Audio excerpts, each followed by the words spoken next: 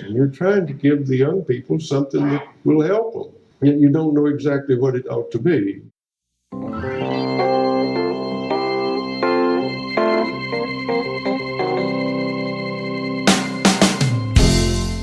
As always, thanks for tuning into the podcast. My name is Drew Perkins. I'm the director of TeachThought Professional Development, and if you're listening to this podcast in any timely fashion from when it was published, we hope that you're coping well with the fallout from the coronavirus, which has affected schools and teaching and learning around the world, as we see teachers and schools and parents trying to replicate some version of normalcy via online platforms. So we have certainly been affected. Our PBL Hilton Head workshop was rescheduled to September 21st through 23rd, and we sure hope things are back to normal by then. And also for our PBL Grow 20 event in June in Louisville. More information on those, of course, can be found at wegrowteachers.com, and you can click on the Public Workshops tab up near the top. We certainly hope to bring you more podcasts and maybe even do some online hosting of forums for discussion around how we might navigate this really bizarre and difficult time. And just a side note, we have been working on an online platform for online learning for quite some time and trying to get that right, and this, of course, has accelerated that. So we're just about ready to release some online PBL workshops that would be for leadership and for teachers, as well as probably some culture of inquiry workshops as well. So as we work out the details on those to deliver what we feel is valuable and worthwhile, please check out wegrowteachers.com and or subscribe to the newsletter so you can be updated if you are so inclined to join us for one of those. We do hope you're staying safe and remaining healthy and following the guidelines that have been set out by most government leaders and healthcare leaders, probably more importantly, healthcare leaders, in that you are socially distancing and keeping yourself from undue contact with others in an effort to stop the spread of coronavirus that would affect any and all of our population. So please be smart and stay home whenever and wherever you can.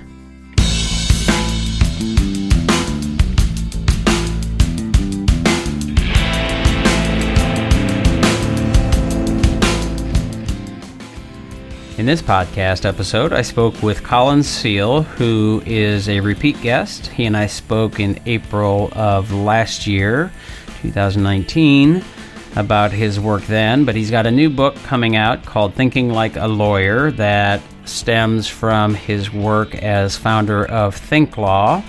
And the overlap in our work and his work is certainly evident in critical thinking as a focus of his work. So we talked a lot about critical thinking and touched on the idea of knowledge without inquiry and the role of inquiry in that, the idea or importance of intellectual humility.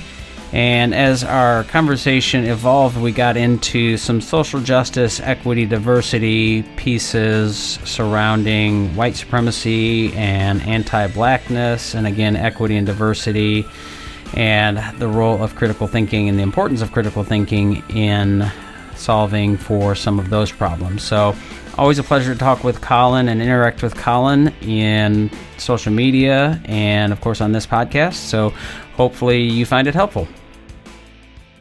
Colin, welcome back to the podcast. I was looking back, and in April of 2019, which seems like, especially at this point in the coronavirus apocalypse, probably feels like about a decade ago, but welcome back to the podcast. It's always a pleasure to interact with you. We do so on Twitter here and there, and to have you back on the podcast to talk about your new book and the work that you're doing. And I think we're going to talk about some other teaching and learning and things and critical thinking and all that kind of stuff. But say hello and any sort of things you want to say about where you've been and what you've been doing for the last year.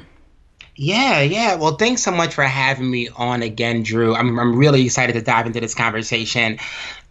This has been an incredible span from the last time that we had a chance to connect. The work that I do with Thinklaw, where we help educators teach critical thinking using curriculum based off of real life legal cases in upper grades. We expanded to fairy tales and nursery rhymes in lower grades, since, as we know, there's so many shady characters in children's stories. And the work we've been doing with teachers and with parents to truly set the stage for unleashing critical thinking excellence in all kids has just been super exciting. It's brought us to 25 different states across the country. And now with my book, which is published through Proofrock Press, called Thinking Like a Lawyer, a framework for teaching critical thinking to all students. This right here is the kind of like practical how-to manual in a very curriculum agnostic way to give teachers so many tools to take this pie in the sky concept around deeper learning, around critical thinking, and translate it into like what this means for my third grade classroom, what this means for my eighth grade science class, and just kind of give them a plethora of options to just shift the narrative so that kids are the ones that are doing much more of the heavy lifting in their own learning. So it's been exciting. It's been a lot of fun.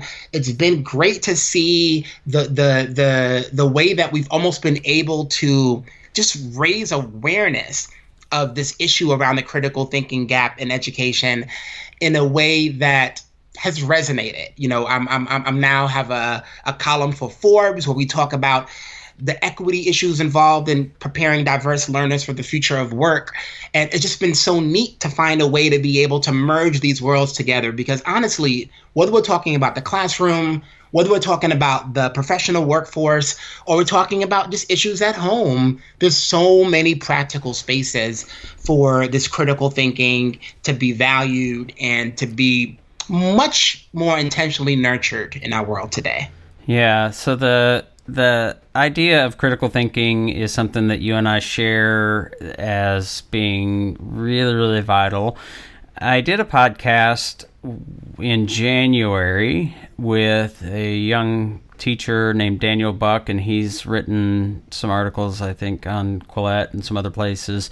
And he had an article that, and the name of the podcast is episode 191. If folks want to listen and check that out, is critical thinking a nonsense concept? And that was his assertion. Although he said he didn't really offer the title or suggest the title. I think it was not in Quillette, but Ario magazine. I don't know if you're familiar with that, but I think that was critical thinking is nothing without knowledge. And he was sort of contending, and we sparred a bit and had a good conversation, that, and I've heard this from a number of people, I'm sure you have as well. I'm curious how you define critical thinking, but then, the idea that we can't teach critical thinking, that is not something that you can teach. So do you hear that a lot? How do you define critical thinking, and what's your response to those detractors?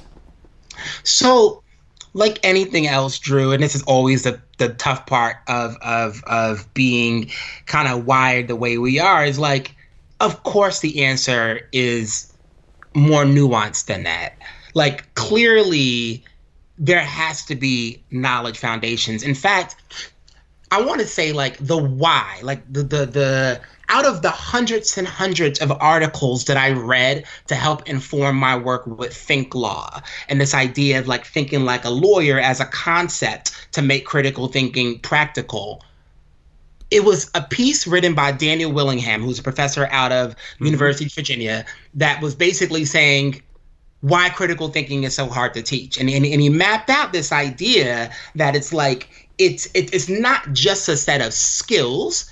For one, there's also these habits and mindsets that are part of these critical thinking dispositions. And on top of that, it tends to be very context dependent. So if you want to talk about critical thinking in the context of being a scientist, there's going to be some nuances there that are going to be different than critical thinking in the context of being a construction worker, critical thinking in the context of being an archaeologist. So when we start realizing that there's these different skill sets and these habits that are context dependent, I'm like, Of course, there needs to be a baseline to get there.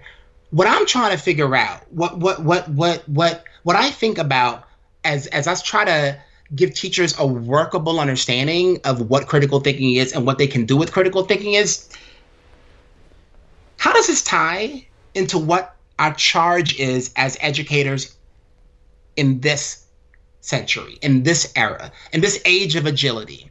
When we talk about these realities around nanotechnology and artificial intelligence, if we start thinking about this world where like these things that we've always called soft skills that are actually super ridiculously hard to teach, like listening to understand and speaking to be understood and disagreeing without being disagreeable, like if we start thinking about the pockets of all these sorts of habits, all these practices that come into it, how do we find a way to embed this within our sort of standard like K through 12 curriculum? How can educators start to create some of this? And part of what I try to really focus on, Drew, is this idea of like learning how to learn. And more importantly than learning how to learn, it's like the will, the development of an intellectual curiosity. How do we really get kids to get that spark where they're going to want to dig? There's so much information at our fingertips, but we have to have the will to dig into it. I often think about like even the habit of having a healthy sense of skepticism. What would it look like if our kids saw something, read something and thought, not sure about that. Let me dig deeper. Or, I have this initial assumption in my head. Let me prove myself wrong, and actually have the will to do that. I even think in much more simplistic terms and wonder, what would the world look like, Drew, if adults on social media, before they started ranting and raving about an article, thought, maybe I should read this article, see what it says, right? So this is kind of what I think about when I define critical thinking. Of course, the knowledge basis needs to be there, but I would posit that the knowledge basis that needs to be there is less than we presume to get the process started. You don't necessarily need to be an expert to get the process started. Yeah, I would agree wholeheartedly with that and have made that point in some conversations. And it's interesting that you bring up the role of knowledge, because I think that is something that I have in my conversations, especially in the podcast, but also in other places, that's sort of become a big sticking point in when I think about progressive education. And I use that term very loosely because I think there's some stigma and some misinterpretations and different ways in which people might use that term. But a criticism, and I think rightfully so, in lots of progressive, constructivist, less traditional education and teaching and learning settings, is that knowledge is minimized, is overlooked, is not really featured as part of the process. That the emphasis is on engagement and getting kids to engage with these soft skills and do fun things. And I think we could probably both identify some things that we've seen and things that would fit that bill, but that knowledge is somehow marginalized. And I say that's a rightful criticism, I think very much so, but that knowledge is not the only thing and not enough. That knowledge without the inquiry, and for me, when I think about critical thinking, I zero in on the ability to ask the right questions and great questions. And I agree with you. So it has been asserted to me in conversation that, well, you can't ask questions about something you don't know anything about. And I said, that's absolutely wrong. You can, and anybody who is inquisitive, as most people are, especially given the right context and setting will ask questions. They just won't be particularly rich or deep questions. So to your point, like that's the starting point, and then you say, what do I need? I need to know more about this. And as you dig and you ask more questions and gain more knowledge, you ask better and more rich and more deep questions.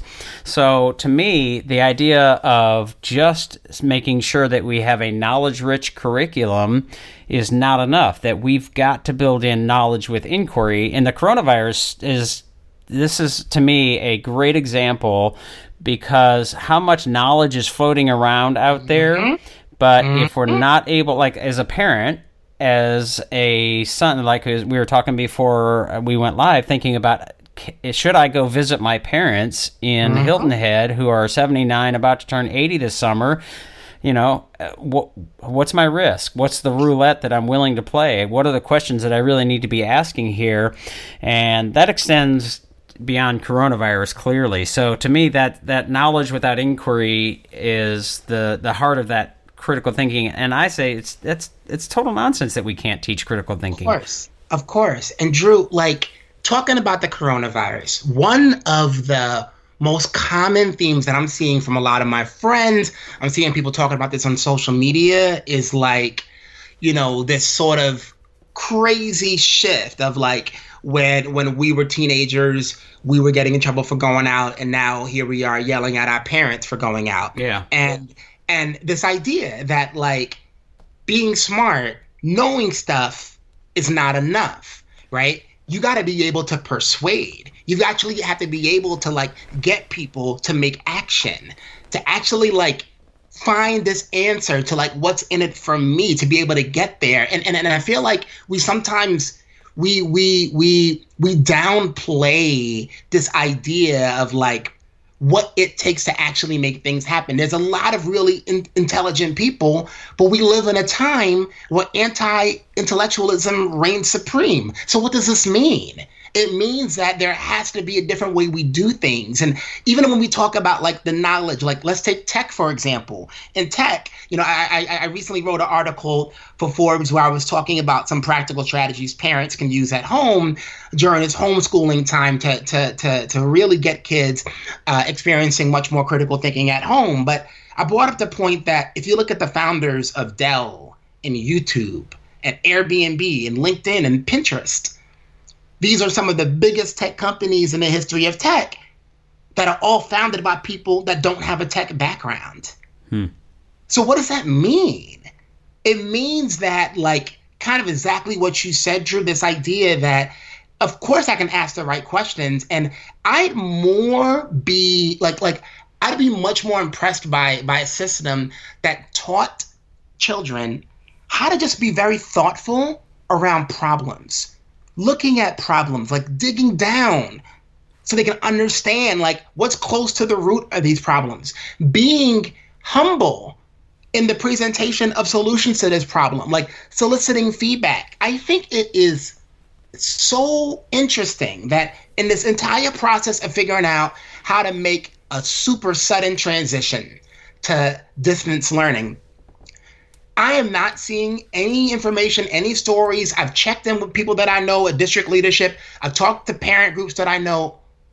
I don't know how and if parents are being consulted in any of this, even though we're asking them to take on this super heavy load. So something as simple as figuring out who needs to be at the table when we're making this decision, when we're solving this problem.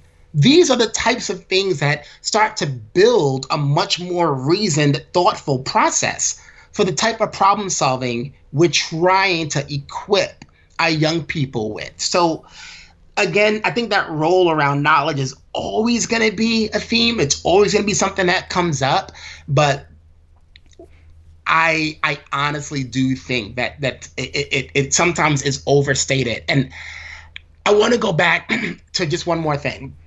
The diagram of Bloom's taxonomy, this idea that, you know, we've got this staircase of the levels, right? You got knowledge and application at the bottom. You got synthesis and evaluation on the top.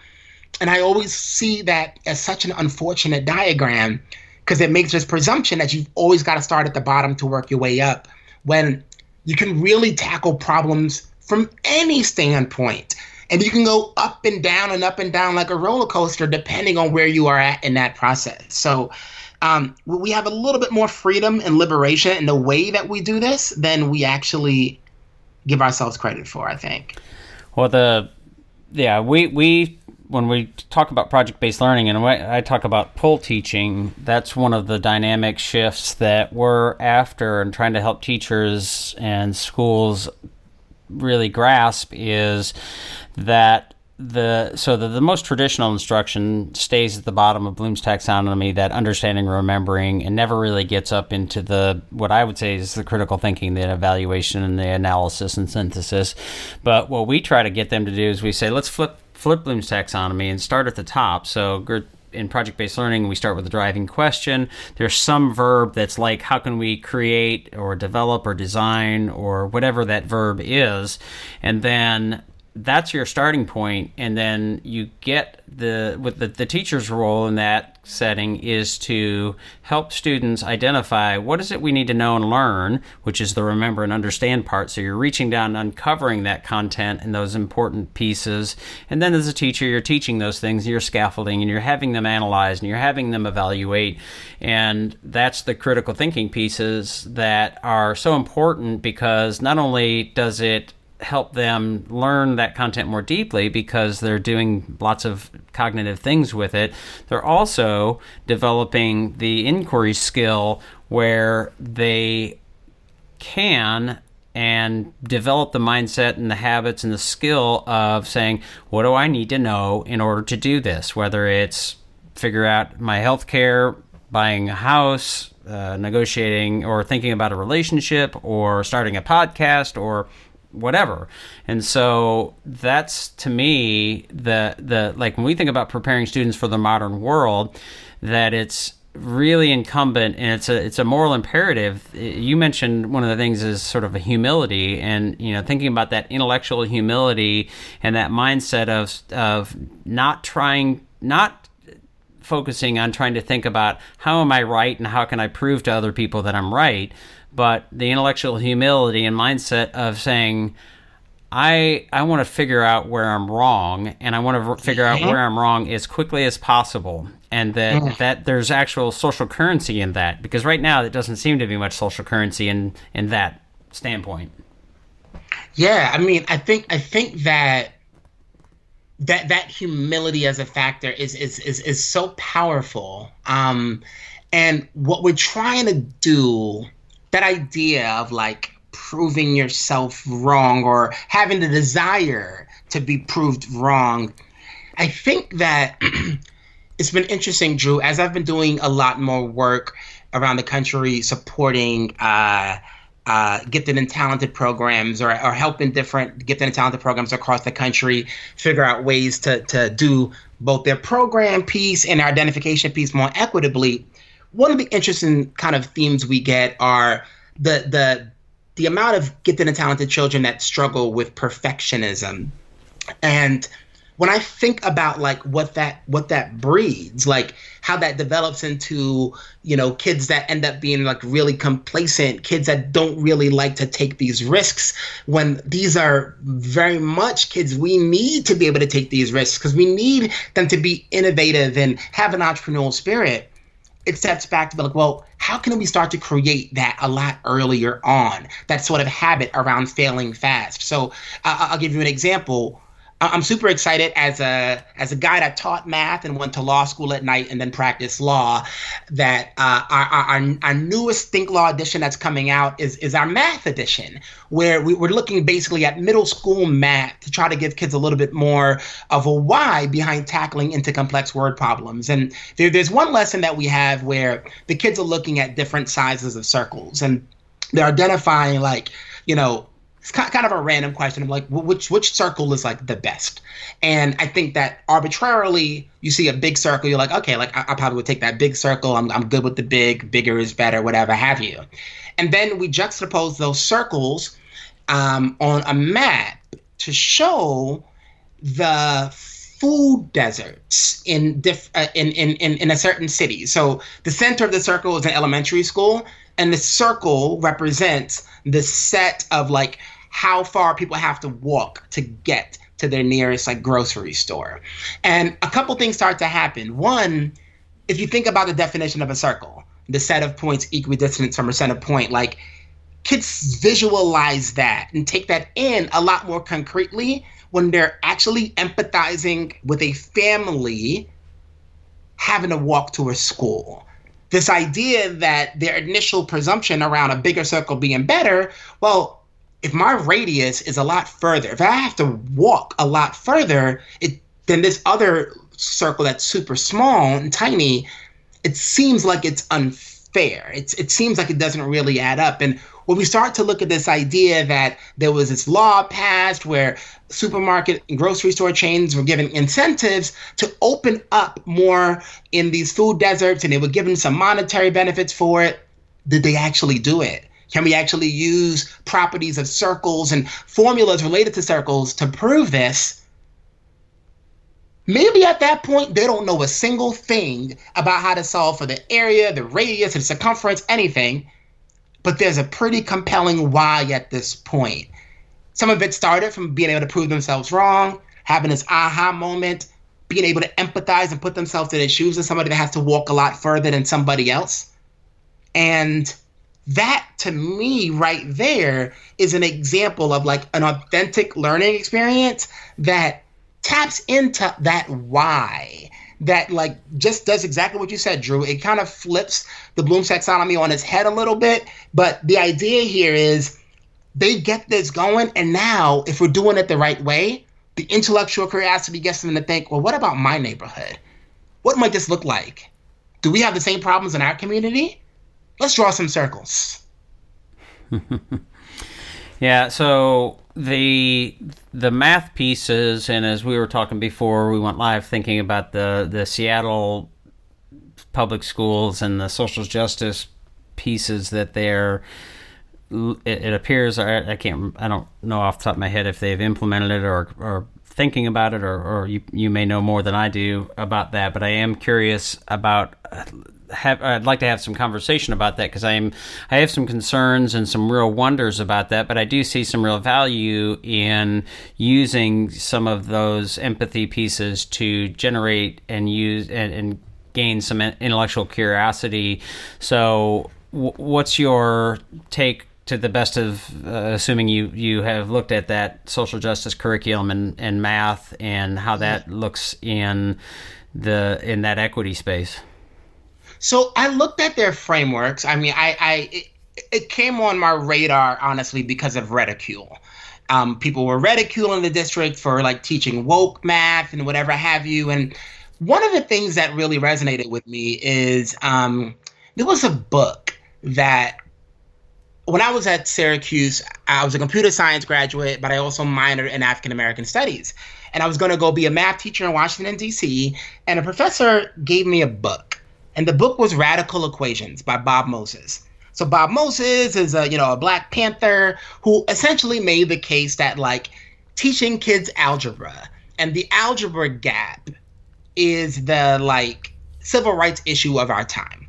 And I remember reading this and seeing the way that he approached this, and I thought like, wow, like this is powerful stuff. Like it's algebra, hardcore, but the way he's going about it, the way he's working with these kids in Massachusetts really stood out. And what got me going, what got me really excited about Seattle's project was another Daniel Willingham article. And Daniel Willingham is not paying me to mention his name. I just think he does a lot of really amazing work, and he's just so versatile. Like he talked about, a piece where he talked about how math scares your child's elementary school teacher, and that should frighten you.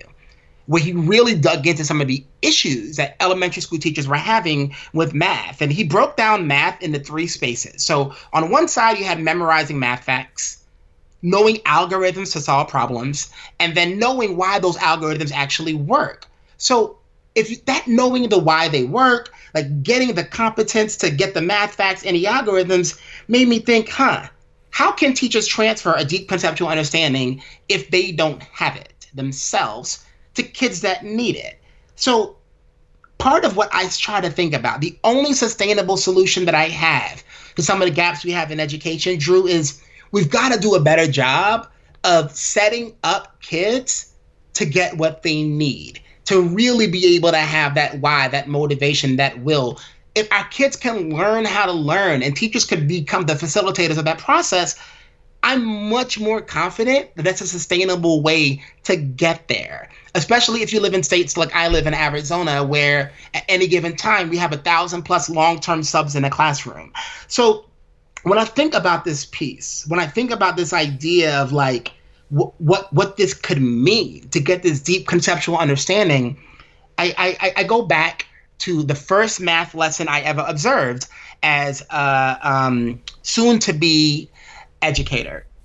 I went back to my old middle school, Drew, and my math teacher from back in the day was now the math department chair, and she was walking me around. And she showed me the flashy teacher. Drew, you know this teacher, right? Her classroom is fireworks, and the kids are like all over the place. And they were doing like, you know, the average, the mean, the median. And a lot of the answers like weren't right, but the kids were really excited to be in the class. And even at the end of the class, when he knew I was going to be a teacher, like, oh, you want to make sure you teach just like her because her class is my favorite class of the day. Even though, again, there wasn't really a whole lot of evidence of learning, but the teacher looked like she was doing a lot of cool stuff. Then I went to another classroom, same grade level, same topic. The teacher was a lot more, you know, reserved, you know, very focused on like what the kids were producing as their work, like just kind of looking at their work product, noticing little issues that they were having as they were like defining things. She was very strict about her academic use of vocabulary words in math. And then at the end, this is 2004, she rolls out this VHS TV contraption, throws in a video of a 60 Minutes episode from the apartheid era in South Africa. And I'm like, what is this lady doing in the middle of Brooklyn, throwing in this thing about 60 Minutes from like South Africa? What is she doing?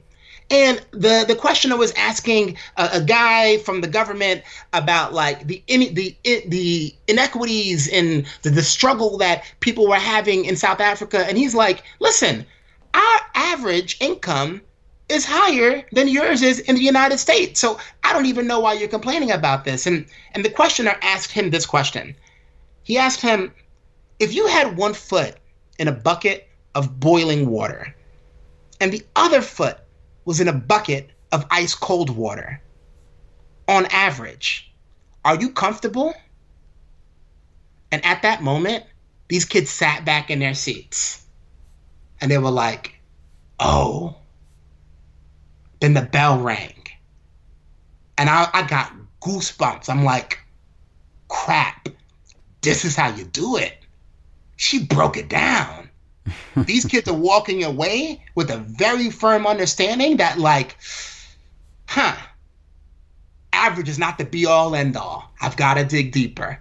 That's why I need to know these other types of statistics. That's why I need to really understand this data set much more holistically. And that was their why going into their next day of instruction. So that process, that feel, that emotional connection, that's how we start to get those critical thinking dispositions. They become internalized. They become a part of us. And part of that math and social justice conversation is our kids are so motivated by aspects of justice and fairness that it's a great way to help that connect in a super authentic way. All right, so I'm totally in agreement with that. That all makes sense. And to play the devil's advocate here, and again, I don't know enough about what is happening or how it's being applied with the social justice piece in Seattle math or Seattle public schools, but the sort of pushback is, and I think one of the questions that's relevant here is how much one thinks teaching is a political act, because the use of really interesting, exciting, emotionally hooking kinds of pieces like that, I think are great ways to enter into and to get kids, students, learners to engage with material that and let's face it, math is one of those kinds of material that is sometimes often very dry and especially without context. So the danger then, the pushback in using some of those pieces is that there's an indoctrination, that there's some teaching of pieces that aren't there, the social justice kind of push that people would say we're teaching them what to think, not how to think. I don't know if you have seen any evidence either for or against that in this case. And I know you met with or were part of an event with the New York City Public Schools, the Chancellor Carranza. So is in your mind, is teaching a political act, and how do we keep that kind of initiative, or whatever we want to call it, from becoming teaching what to think, assuming that you're like, I don't think we want to teach kids what to think, we want to teach them how to think.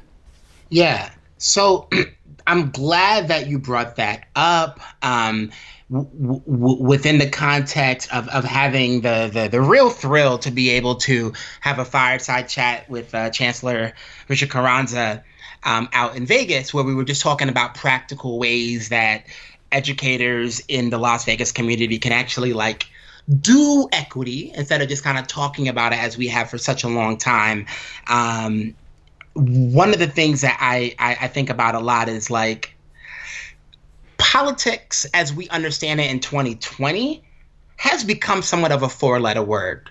I think that it's really easy to use the word political and say it must mean that you're watching MSNBC all day, or you're watching Fox News Network all day, and you're just super politically active and trying to fight for a particular cause. But if we go back to the old poli-sci definition of politics being who gets what, when, and how, and we start realizing that the idea of saying nothing at all is political as well. One of the things that I try to go to, and this is something that I actually have a free webinar on it that's called How to Talk About Controversy Without Becoming the Controversy. I think that we sometimes don't even give our kids the tools to know how to navigate anything, regardless of their level of actual controversy. For instance, milk. What's milk? What's milk? Doesn't sound like a controversial question, but if you start thinking about, dairy farmers in the United States that are man, we got almond milk, cashew milk, soy milk, quinoa milk. I'm quinoa really needed a milk? But anyhow, it's all these types of milk. So of course the dairy farmers are going to their Congress people and trying to get the FDA to write a rule that says only something that comes from a mammal should be milk. But then there's this whole sort of dispute of all right, well, how do we do this? And one of the things that we do, and this is the practical strategy that anyone can use, is something that we call think opposition or think counter argument, which is, what if we gave our kids the tools to actually, regardless of how they feel about an issue, play devil's advocate? Because even just now, Drew, I have no idea how you actually feel about this issue. I know, though, that you're hardwired as a habit to constantly say, well, let's play devil's advocate. But I don't know that that's something that we're actually training our kids to do. So if they had a little argument to look at that said, hey, you know what? You don't milk a cow. Or sorry, you can't milk an almond. You can't milk a coconut. You milk a cow. That's why only that should be called milk. What would be a counter argument that you can use using that same sort of point, that same sort of argument, to come up with another alternative way to look at that same set of facts? And it gets interesting. Kids will say things well, if you talk about milking a cow and milking a goat, that's the verb milk. This is the noun milk. So it's not really different. And also people might say, well, milking an almond might not be the same physical motion as milking a cow, but there is a process by which, after you're done with that process, it looks like milk, talks like milk, tastes like milk. So it is milk. So that sort of back and forth, no matter where they are at with the position, whether the question is, should student athletes be paid, or what do we define as milk? that's kind of where we laid the foundations to get our kids to understand and appreciate that level of nuance. It's hard. And I would honestly say, like, I don't even understand why people would think this is possible, but you can't be doing straight up worksheets one day. The next day you're having kids debating about transgender bathrooms. It doesn't make sense. It's probably not going to go well for anybody involved. That's how you end up in the newspaper. So, like, that's kind of where I'm at with this. It's not a matter of indoctrination, because it's really about, like, tapping in to that kid that says, I don't do math. I don't do math. But, like, kids come out of the womb doing fairness, doing justice. And I think we've got to get to a place where we don't let these terms become so, like, nasty. Like, social justice shouldn't be a nasty word. It's actually the reality. It's our lives. It's how we live. Look, there's that old story for kids, the grasshopper and the ant, okay? The grasshopper and the ant. So the grasshopper is playing music and dancing and having a good time while the ants are preparing and getting ready for what comes for the winter. Winter comes, grasshopper don't got no food. What happens now? If you were the ants, what do you do? Do you let this grasshopper just starve? Do you break him off a little something, something? Like, what do you do? If you have 10 morsels of food, how many morsels might you share with the grasshopper, and how would you justify it? Do you just go even Steven? Do you give him just one?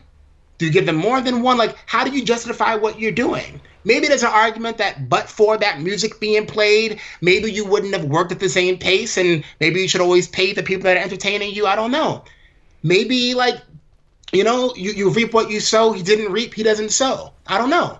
But there's a conversation that be had as early as kindergarten of how we distribute resources. How do we figure out, like, what's fair and what's not? How do we justify fairness?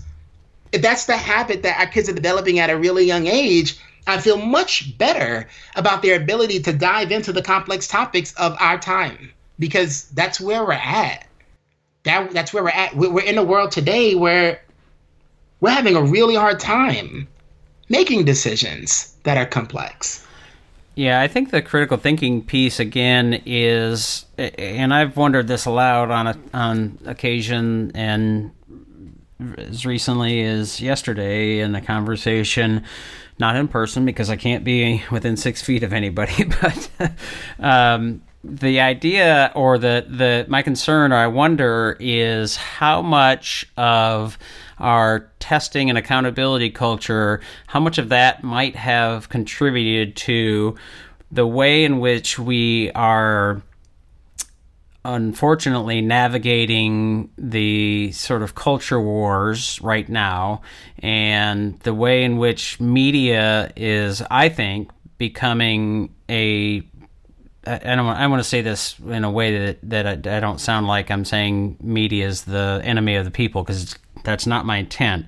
But what I think is narrative journalism, and you mentioned MSNBC and Fox, and I think those are two main offenders, that we have a sense of dogma that is happening on the left and that's happening on the right. And when we talk about the social justice piece, which has been stigmatized, and that's a really unfortunate dynamic that is occurring.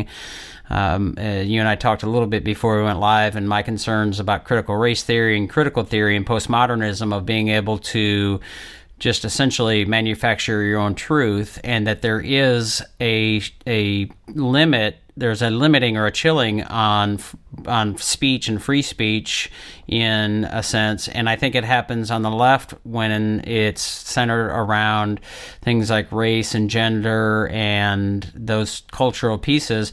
But I also see it happen on the right, because so there's a dogma and a purity test and loyalty test that you have going on with Trump and his base, and I don't want to get too partisan political, but that's the dynamic that I'm seeing. Like, if you are critical of Trump or Trump's base with with his base, it becomes the name calling, the demonization, the villainization happens immediately. And that I see it happening on the left as well with social justice pieces. And, again, the risk I run of having a conversation or doing a podcast with, I don't know if you're familiar with Stephen Wilson, who was petitioned and fired from the charter school network. And so that kind of thing seems to me to be counterproductive. And so, again, coming back to the role of critical thinking, are our schools doing the job that we need to? And that's a rhetorical question, because I think no, we're not engaging students in deep, rich critical thinking. And we are so focused in our culture on debate and winning the argument instead of the dialogical, which is finding truth. And there's a very big difference there. And I don't think lots of people understand that. And I get in, I would say, almost said, get in arguments, but I'm not trying to be an argument. I'm not trying to win. I'm not trying to be right, even though I might think I'm right. I'm trying to figure out, between the two of us or whoever is in that conversation, what's true. And postmodernism doesn't really allows you to make your own truth. And so I just really think about that in the role of critical thinking, and how do we engage learners in ways that really develop those skills. And to me, that's what we absolutely have to do. So a couple of things to kind of tackle this really kind of complex question you just posed.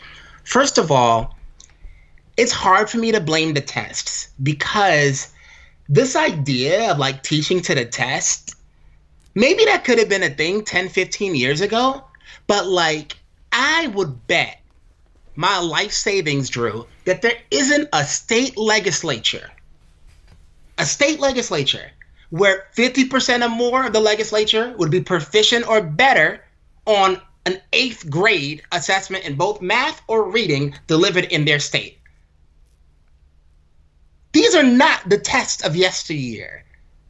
To do well on these tests, Drew, I had a chance to look at like Kentucky state exam, and I was like, crap, this is tricky. These are like, I've got to think on my toes. I've got to do so much applied knowledge. Like, this is not easy. If you look at the growth of the PARC and the SBAC in other states, these are not easy tests by any means. They're multi-step. A lot of times they're not even multiple choice anymore. There's all this short response. I'm like, we've got to stop even acting like teaching to the test is a thing. And like, you cannot possibly expect children to be successful on these tests without focusing on critical thinking. I'm gonna go even further. If you start looking at the biggest states in this country, you start looking at like how many 8th graders are proficient on their state exams, it's typically hovering right below 50% on average. Some states get into the mid 50s. Some of them are in the like high 40s or high 30s even, but like we're barely getting 50% of our 8th graders, and that's not even dividing by race and socioeconomic status. This is just kind of the bulk of everyone. And you might just say, okay, it's a test. Well, who cares about a test? Let me tell you who should care about a test. Anyone who's walking around championing themselves as social justice and equity warriors. You need to care about these tests, because let me tell you something about my life, Drew. Like, I grew up as a kid that was on free and reduced lunch. I grew up as a kid that grew up in a struggle, that grew up in the neighborhood that like kids don't like make it out of, and kids have the bad outcomes. And my dad was locked up for selling drugs. And there were so many different issues that I had. That's what I had. You know what I didn't have? I didn't have Aunt Becky. I didn't have Felicity Huffman. Like, nobody was trying to lie to tell competitive colleges that I was on a crew team. Nobody was taking my SATs for me. I needed to not just show up, but show out. I'm from the part of this world of kids that need to often work twice as hard to get half as far. It mattered that I was able to rock out on these tests. It mattered that like I could read and I could write, I could do math extremely well.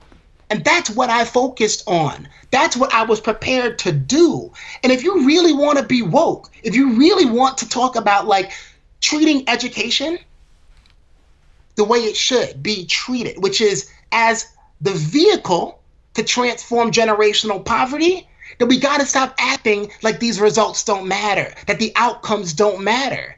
We need to push on those outcomes. We need to obsess over them. When my last year of teaching math in Las Vegas, I taught all the 8th graders, and I remember, it was just so stressful. Kids came in, they were 3 or 4 grade levels behind, and then it was just push every day with an insane amount of intensity. At the end of that year, 74% of my kids were proficient on the exam that we give in Nevada. And I remember that in other more affluent areas of the city, because I was working at a school with essentially 100% Title I, they were barely cracking 60% at our very best middle schools for 8th grade math. And I thought, that says something. That says something.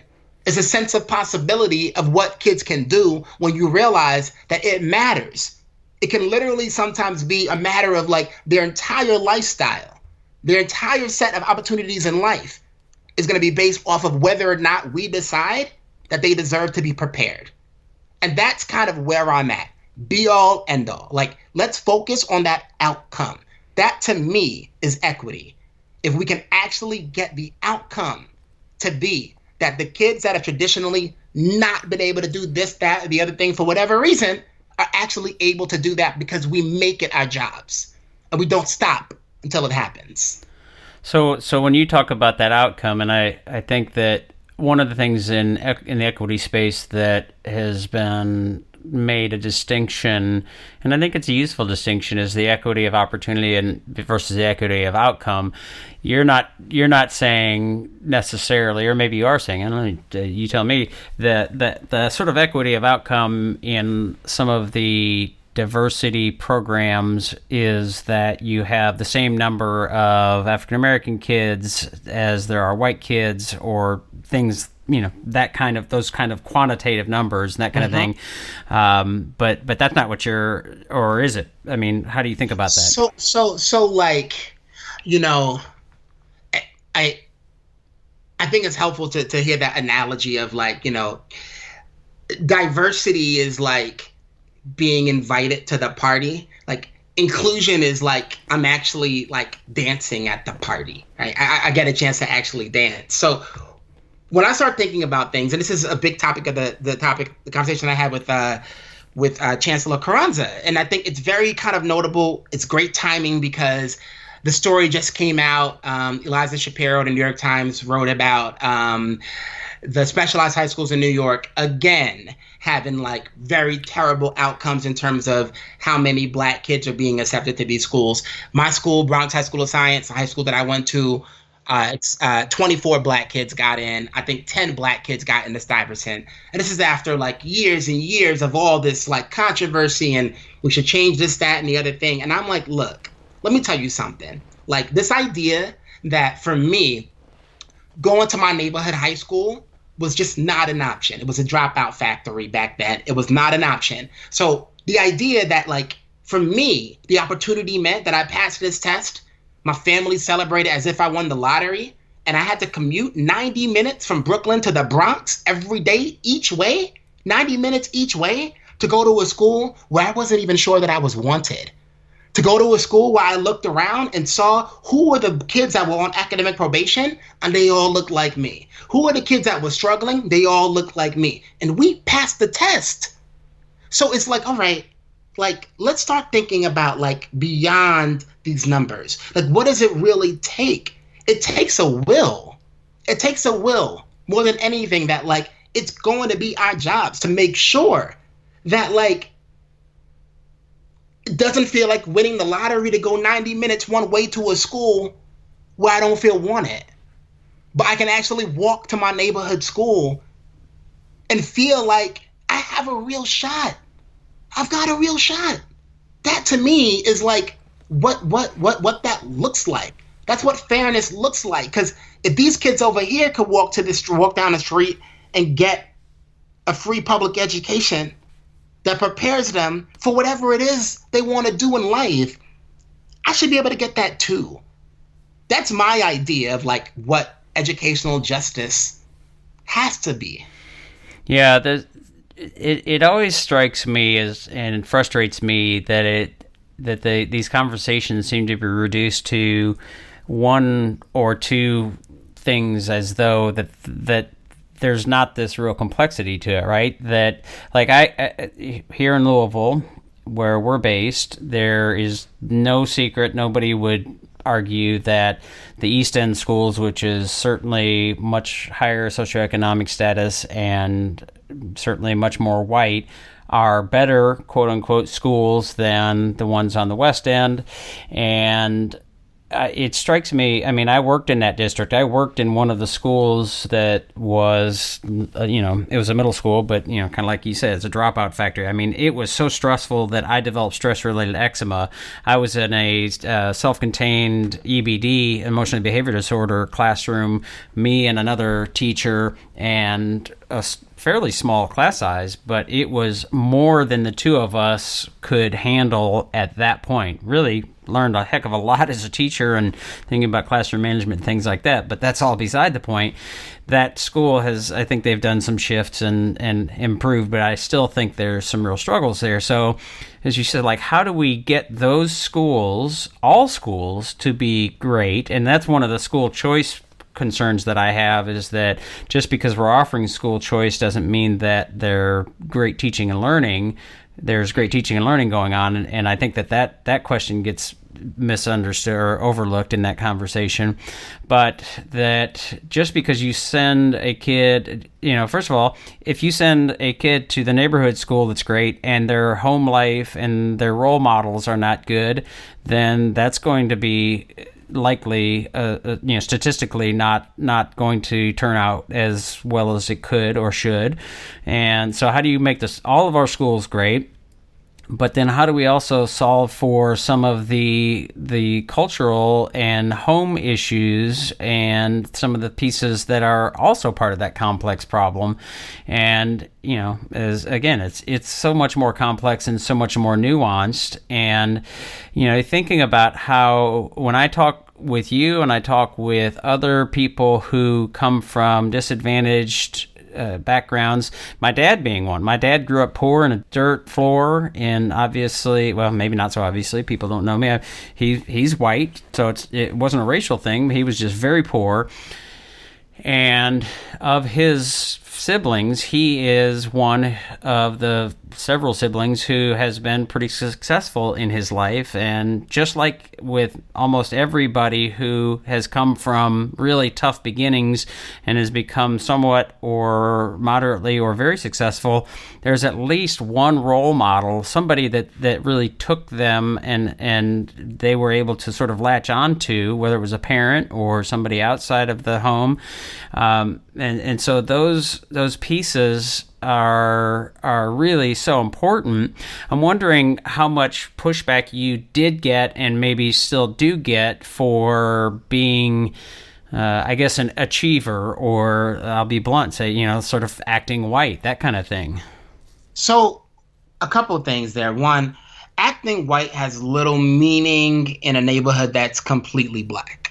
We didn't know what acting white was because we didn't know a lot of white people. So it really wasn't a thing that would be a part of that. It was perfectly normal to me to be in the class of like kids that looked like me, kids that were also from immigrant families, and being brilliant at the same time. That wasn't anything that was ever something that was like a funk. I would also really start to think, and this is a big part of my work, Drew, when I take a term like, disadvantage, and I know what you're saying. I understand exactly the context you're painting. Part of what I try to be very, very clear about is this idea that when I tell my story, I don't tell my story as part of this conversation around like, I had all these struggles, and despite that, look at me. It's like, I had all these struggles, and because of that, this is actually the introduction of my book. Because of those struggles, this is where I am. This is who I am.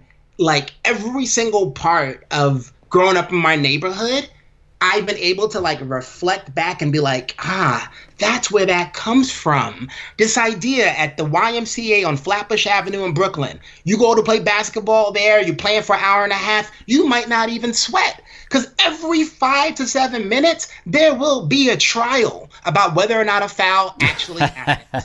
Right? And I'm just like, man, like these people look crazy. You go to get your hair cut, you can't get your hair cut because they're arguing about politics and sports and which movie stars are prettiest, and your barber's constantly turning off the clippers to make the case before a jury of his peers.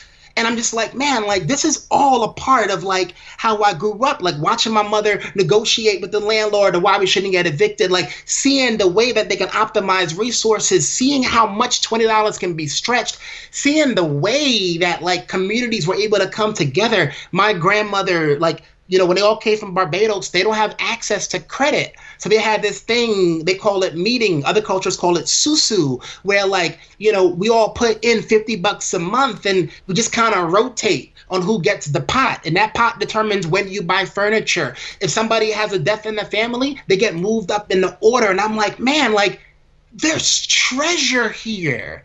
There is so much beauty and like magic that's happening that we just don't give credit for in school. We don't necessarily know how to look at it in this way of like, there's value here. There's so many assets we're bringing to the table.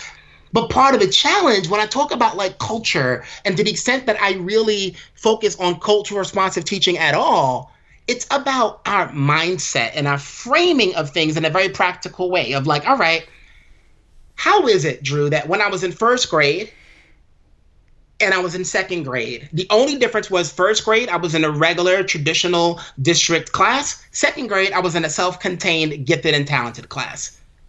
Why is it that in one space, if I was asking questions, it was willful defiance? But the other space, asking questions was me being inquisitive.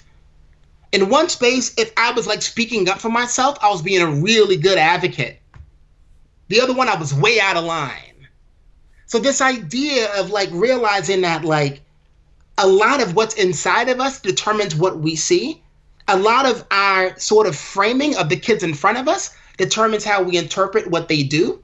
And that's why I feel like the concept of pushing the power onto the kids to do the heavy lifting in their own learning, to give them a space where they can explore these issues of justice and fairness and deal with the reality that a lot of what's going on in their lives is not just, is not fair. That's how we start to like bring it so that the things that they already come in with as assets are now assets academically in a very explicit way that normally is not the case. Mm-hmm. So are there, I'm assuming there are, if you feel inclined to articulate them, when we think about the sort of social justice and equity and diversity space, and the work that we see being done in that space, and this is a big generalization to say the work being done, because there are lots of different ways in which it's being done, and I don't want to villainize the movement at all, because I do think that there's you know, like you said, social justice unfortunately has been stigmatized, and that's really unfortunate. But are there things that you are concerned about, or I guess ways in which, or approaches in which, that you feel are maybe wondering if they're as productive as they need to be, or even worse, counterproductive? Yes, and yes. I think that there are some conversations around this kind of work that sometimes go a little far. For instance, there is a woman, an African-American woman, who is on, I believe she's on the board for NCTE, the National Council for Teachers of English. And there was a chat one time where we were talking about multiliteracy. And I thought it was a fascinating concept, because I thought multiliteracy, that's a lot of like what I think about when I think about like, you know, the barbershop and the YMCA. I'm like, yeah, like there's these things of like making a claim and backing it up with evidence. Like, yeah, it's happening at home and it's happening in the school. Like, so we can work with that.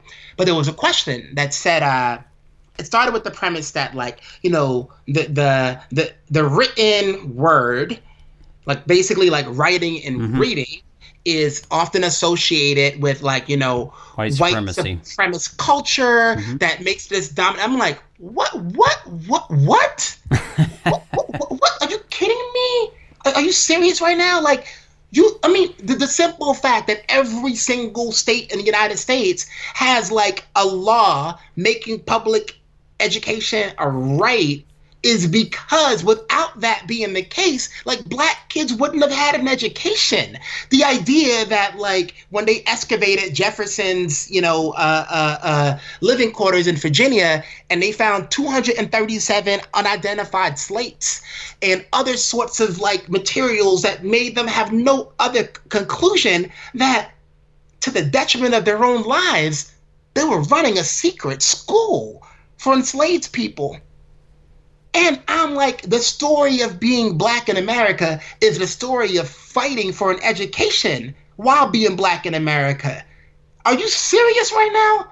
You're going to really tell me that the written word is somehow like something that we are not going to value? We're not going to teach kids to read and write because of white supremacy? No. And what kills me, and I'm like, you are on the board for NCTE. You took it too far. I know where you're going, but you took it too far. Let's not get it twisted. Our kids need to work twice as hard to get half as far. They don't need to know how to write. They need to know how to write exceptionally well. They need to know how to, like, read everything. They need to be able to teach themselves things. So, like, what are we saying? What are we doing when we start to become, like, so woke? We don't even see the realities in front of us. I get it. Tests might be culturally biased. Don't care. I want them to rock out on them anyway. I want them to be able to play the game so they can slay the game. Like, that's my thing. Like, I really feel like we can't get so far off. Like, culturally responsive teaching isn't just about throwing the name Jose in a math problem. I will posit that you can't actually reach any kid effectively without doing culturally responsive teaching. I think we've always done it. I think any educator who's actually cared about the learning outcomes requires a sense of, like, what will it take for this individual to get this? And you make that connect, you make that hook, you make it work. I was in a classroom one time where they were reading, it was a classroom in a mostly, like, Latinx neighborhood, and they were reading Mexican White Boy. Really awesome book about a young kid who ends up going to, a young Latino kid who goes to, like, a white boarding school or something like that. And to me, it didn't matter that it was Mexican White Boy, because the way that I was being taught was still the teacher had all the power. The kids just kind of conformed. It could have been the Canterbury Tales for all I care at that point, because it wasn't about the text itself. Yes, kids should read things that reflect their experience and their background and tell their stories. Of course they should. But if it's still going to be in a way where the teachers hold all the power, it doesn't matter. So we've got to think about these ideas of, like, do we want our classrooms to be orderly? Like, what does that mean? What does that mean? Does it mean we want to have classroom management or classroom control? Because in a lot of cases, I think what we really want is control, not management. Management implies that people are who they are. They have their strengths, they have their weaknesses, they have the things that they contribute, and you find a way to make it all work within a place that's going to be able to move the learning forward. Is that where we're at? I don't know. But these are the things that really push me on the idea of culturally responsive teaching, that are like, let's not go too far. Let's stay focused. Let's realize that for our kids, their learning outcomes must be an absolute priority. Everything else helps to lead them to those learning outcomes. But if those outcomes aren't there, that's the injustice. Yeah, that's the equity gap. It's interesting. So, I'm looking at I assume there's several, I don't know if this is the official document, but this is from Dismantling Racism, a workbook for social change groups by Kenneth Jones and Tema Oken. I don't know if I'm pronouncing that right or wrong. apparently from 2001, the characteristics of white supremacy culture, and one of them is the worship of the written word. And this is a document that Stephen Wilson, I think, was referring to when he wrote a blog piece or an article or something, which was then at least ostensibly the reason that he was petitioned to be fired. And I was thinking about this last night as I was isolated on my front porch, and it happened to be a nice evening here in Kentucky. And by the way, you came to Lexington and were very close and didn't stop by and see me, so I'm very upset about that. But I'll forgive you. But as I'm reading last night, I'm reading I assume the latest biography of Frederick Douglass, which is 700 and some pages long, so I should be finished within the next 10 years. But I mean, his ability to do the work that he did was so much rooted in the written word, and also the spoken word. Certainly, he was a gifted orator, but I mean, wrote several books, and those are things that can be shipped out and disseminated to masses of people, and so that idea that this would be something that you would, I think the intent is good, like, so that there are certain cultural norms among certain groups of people that, let's say the spoken word is really important. So we can recognize that, but at the expense or the opportunity cost of saying, well, we're not going to have kids of color, for example, engage in learning how to write effectively, which is certainly, I mean, that also denotes or builds in a real critical thinking skill, right? You can't write effectively without thinking critically. And I am reminded of a tweet I saw recently. I won't say her name, but she is some sort of a educational leadership professor in an education school, fairly prominent one. And she tweeted something that says that there's a national push to increase the number of black male teachers. Teachers of color in general and black male teachers in particular cannot remedy anti-blackness in schools if they too uphold white supremacist ideals. Yes, black people can be anti-black. And I would think that if she heard you say what you're saying, she would say you are being anti-black, which just seems to me to be sort of bizarre and counterproductive. So I don't think so. No? I don't think so. I saw this tweet too, okay. And I agree with what they're doing, with what she was saying, because part of what I argue is there needs to be a disruption. And in fairness, that tweet that I was critiquing, part of what bothered me about that tweet is, like, when you say stuff like this without, like, appropriate context, it looks like you are a black person that is saying that, like, we shouldn't prioritize reading and writing with black people. And I feel like that fits into a very scary narrative of people that already feel like we shouldn't be spending all these resources trying to teach black people how to read and write. And, like, that's the problem that I have with that without more context. Like, clearly this is someone who is very passionate about, like, English education and whatever have you, but, like, the way that came out in isolation was like, we've got to be very careful with this sort of language. This idea of being black and being anti-black in terms of your teaching practices, it goes to this idea that there are systems at play, Drew. Like, there's systems, like, when you look, and I understand that, like, there's school choice and people kind of choose their own. I have a vibe. I have a problem with a certain kind of vibe where, like, I once had a principal at a school that I was working at, and I'm looking at this stuff. I'm like, I don't understand. What is this slant thing? What are you talking about? Like, well, kids have to, like, kind of keep their hands folded, and they gotta, like, sit, like, at slant. So they're sitting up straight and their back is kind of leaned in, and they've got to track the speaker. So the speaker moves around and their eyes need to be on a speaker at all times. And I'm like, why? Well, this is just how, like, a lot of poor black and brown kids learn. Like, this is how they learn. And I'm like, yeah, please don't ever say that again in front of me. Like, you can say that again to whoever, but, like, don't say that in front of me, because I'm not buying that. I'm not understanding. Explain that to me more. So I'm not understanding that. Slant. There are schools around this country, Drew, all around the country, district schools, charter schools, maybe more heavily in certain charter school networks, but like sitting at slant is the thing where like at any given time, kids are sitting at their tables with their hands folded as like the default sitting position, and their backs are leaned in a little bit, and like anytime the teacher walks around the room, they've got to track the speaker. Anytime a student talks, you're tracking Colin now. Okay, now you're tracking Drew. Sometimes there's literally snaps happening, which again, don't do that in front of me. I just don't want any part of that, right? So if you start talking about this culture around like control, this idea that every time I ask a question, there's going to be 100% participation. Every kid has to raise their hand, and they're either going to give an answer, they're either going to give a guess or ask a question about the question. And I'm like, yeah, no. And the reason I say no is the CEOs of these networks, more often than not, will never in a million years send their kids to a school like that. So why is it that like we're creating these systems that we don't actually think are good enough for our own kids?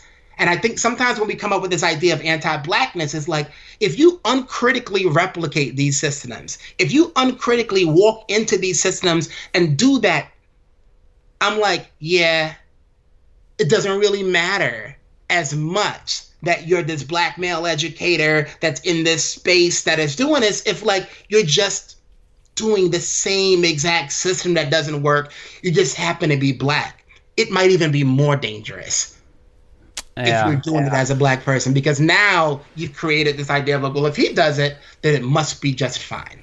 And I'm just not with that. Yeah, I got so I'd never heard of this Slant Strategy. So this is an acronym for folks. I'm not going to link to it because this seems bizarre. So the SLANT: sit up, lean forward, ask and answer questions, nod your head, track the speaker. That seems very bizarre. And I mean, I remember, it reminds me of, when I first started teaching, and I would I would decorate my classroom with all kinds of just crazy things that were, I think I had a poster of some guy roller skating on probably some busy street in New York City or something. It was just strange. And, I just thought the idea that I want students to stare at me the whole time is beyond realistic and bizarre and all of that. But I take your point, and I think that's so the context and what that does and maybe might signal. I mean, I as you were talking about, I was thinking about how, and again, I don't want to get into partisanship and stuff, but I think it's a good example, at least in my mind, is the Trump now saying Chinese coronavirus or Chinese virus, right? Right. And, some people are saying, well, the intent is, or we need to call out China for their lack of transparency and the role that they played. And CNN at some points has called it China virus. And I say, yes, all of that is true, but what's the intent here? And so let's think about if you think that China needs to be held accountable, and that makes perfect sense to me from what I know, the limited amount that I know, then let's hold them accountable in a way that makes sense. This is not holding them accountable. This is using it as a weapon to maybe ostensibly try to hold them accountable, but it's not going to. That's not going to do anything. And it's probably feeding the base of, this is what gets people, his base and his main supporters, really excited and interested. And the byproduct of that very well could be some of those people who are not thoughtful and not critical thinkers. They might then take that out on people who might look even remotely Chinese. And so I think it's a stupid move. And I do think we need to hold China accountable. If that's what we need to do, then do it. But don't use a name in a press conference, because it does signal, it does message things. And I am not one to say let's jump straight to this is racist, but I do think that's I don't know if that makes sense. So here's the thing. When I think about like the reasons why people maybe ought to do things, I think that there's like kind of like a scaffolded set of these things of like, maybe you want them to do something because it's just the right thing to do. Maybe you want them to do something because like, you know, they've done the research and they realize that it's not the most accurate. My kind of bare minimum is like, if you know that you saying something and you kind of like furthering this narrative, if you know that right now you've got Asian Americans across the country that are being verbally and sometimes physically harassed and assaulted by complete strangers, why would you continue to do something knowing that part of it, right? This idea that like these words right now are things that you know to actually be causing harm. Like forget about the racist nature of it. Forget about whether or not like it's going to be holding like China accountable. Like the idea that, you know, I just saw the news story a little while ago that like President Trump actually crossed out the word coronavirus in his notes and put, I was like, oh, so you're making it a point. Yeah, this is very intentional. Like you're making it a point. There's a reason you're doing this. And like, you know, I think that Donald Trump is not necessarily the problem. I think the bigger problem is that for too long, in so many ways, in every sort of cultural norm you could think about, we put so much value on being right. And we've got to put a lot more value on doing right. Yeah. Let's just do right. Like, let's think about our actions and who they impact and realize that, like, I don't always have to be the well actually guy. I can just shut my mouth sometimes. Because being right might not be as important as doing right. We got a lot of schools across the country that have put together plans in 24 hours or less of what they're going to do. I am sure these plans have all sorts of issues. But right now isn't necessarily the time to sit there and be like, let me break down all the ways you suck. No, this is my time to look back and just be humbled at the idea that people have not slept. People are doing everything they can to try to help families transition. We're getting this realization of people that didn't already know this before, that schools are much, much, much more central to our way of life than anyone would have ever have imagined. That's not so deeply connected to schools. They didn't think about what schools meant for homeless young people. They didn't think about what schools meant for people who otherwise would not be able to have 2 out of their 3 meals a day. And we start thinking about that essential function of school. You're like, wow, that's a lot. How can I help? Let's do right.